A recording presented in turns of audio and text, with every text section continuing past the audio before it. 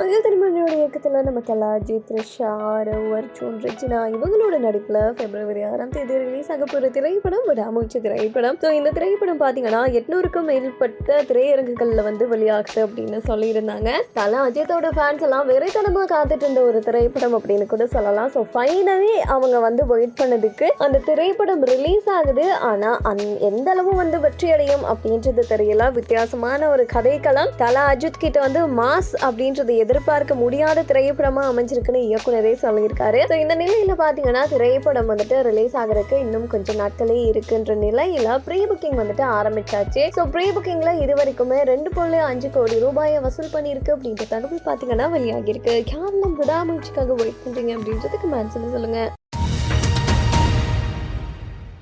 பல ஹிட் திரைப்படங்களை கொடுத்த இயக்குனர்கள் ஒருத்தர் தான் நம்ம கௌதம் மேனன். ஸோ கௌதம் மேனனோட வெளிவரப்புற திரைப்படமா துருவ நட்சத்திர திரைப்படம் வெயிட்டிங்ல இருக்க ஒரு பக்கம். அண்ட் இந்த நிலையில நம்ம கௌதம் மேனன் ரீசெண்ட் டைம்ல நிறைய பேட்டி பாத்தீங்கன்னா கொடுத்திருப்பாரு. அந்த பேட்டியில அவர் எடுத்திருக்கக்கூடிய திரைப்படங்கள் பத்தி, அவருக்கு பிடிச்ச திரைப்படங்கள் பத்தி எல்லாம் கேட்டு இருந்திருப்பாங்க. இந்த நிலையில என்னை நோக்கி பாயும் தோட்டா பத்தி ஒரு கேள்வி கேட்கப்படுது. அது ஏன் படமே இல்ல, அது வேற யாரோடையோ படம் அப்படின்ற மாதிரி கௌதம் மேனன் சொல்லியிருக்காரு. இந்த விஷயம் இணையதளத்துல வைரலா போனுச்சு. ஒருவேளை தனுஷே எடுத்திருப்பாரு அந்த படத்தை அப்படின்ற மாதிரி எல்லாம் வேற மாதிரி பேச ஆரம்பிச்சுட்டாங்க. இதுக்கெல்லாம் விளக்கம் கொடுக்கிற அளவுக்கு நம்ம கௌதம் மேனன் பாத்தீங்கன்னா இப்போ ஒரு பேட்டி கொடுத்திருக்காரு. எங்க நான் ஏதோ விளையாட்டுக்கு சொன்னேன் அது என் படம் இல்லைன்னு, அது என் படம் தான், நான் தான் எடுத்தேன். என்ன நான் நினைச்ச மாதிரி ஒரு திரைப்படத்தை எடுக்க முடியலன்னா அது அந்த திரைப்படம் தான், ஆனா என்னோட திரைப்படம் தான், நான் ஏதோ விளையாட்ட சொன்னது இவ்வளோ பெருசா ஊதி பெருசாக்கிட்டீங்களே அப்படின்ற மாதிரி கேட்டிருக்காரு. ஸோ கௌதம் மேனனோட இயக்கத்துல உங்களுக்கு பிடிச்சது எந்த திரைப்படம் அப்படின்றத கமெண்ட்.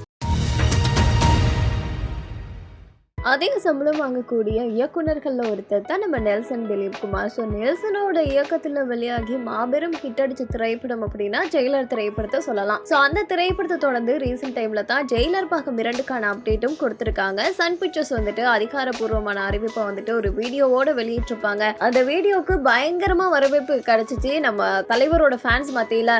அனிருத் தலைவர் அதே மாதிரி நெல்சன் இவங்களோட காம்போல உருவாகுது அப்படின்றதால பயங்கரமா வெயிட் பண்ணிட்டு இருக்காங்க. ஸோ இந்த நிலையில நெல்சன் பண்ணிருக்கக்கூடிய ஒரு விஷயத்தை பத்தின தகவல் வெளியாகி இருக்காது. என்னன்னா நெல்சன் இயக்குனர் அப்படின்றத தாண்டி தயாரிப்பாளரும் ஒரு அவதாரம் எடுத்தாரு. அது கவினோட பிளடி பெகர் திரைப்படத்து மூலமா. சோ அந்த திரைப்படத்தோட தயாரிப்பாளரா களத்துல இறங்கினாலுமே அந்த திரைப்படம் மக்கள் மத்தியில நல்ல ஒரு வரவேற்பை பெறல. சோ 8 கோடி ரூபாய் நஷ்டம் ஏற்பட்டிருக்கு. அந்த திரைப்படத்தை வாங்கியிருக்கக்கூடிய விநியோகஸ்தர்களுக்கு நஷ்டம் ஏற்பட்டிருக்கு. சோ இந்த நிலையில பாத்தீங்கன்னா எந்த ஒரு தயாரிப்பாளர்கிட்டையும் போயிட்டு இப்படி நஷ்டம் பணத்தை கொடுங்க அப்படின்னு கொடுக்க மாட்டாங்களாம். ஆனா நெல்சன் அப்படி பண்ணலையா. உங்களுக்கு நஷ்டம் ஏற்பட்டிருக்கு, அந்த பணத்தை நான் தாரேன் அப்படின்னு சொல்லிட்டு உடனே 8 கோடி ரூபாய் ரெடி பண்ணிருக்காரு. இருந்தாலுமே அந்த விநியோகஸ்தர் பாத்தீங்கன்னா எனக்கு 8 கோடி ரூபாய் வேணாம் 6 கோடி ரூபாய் கொடுங்க அப்படின்னு கேட்டதோ நம்ம நெல்சன் அதை கொடுத்திருக்காரு. அதை பார்த்து அவருக்கே ஆச்சரியமா இருந்திருக்கு. இந்த தகவல் பாத்தீங்கன்னா இப்போ வெளியாகி இருக்கு.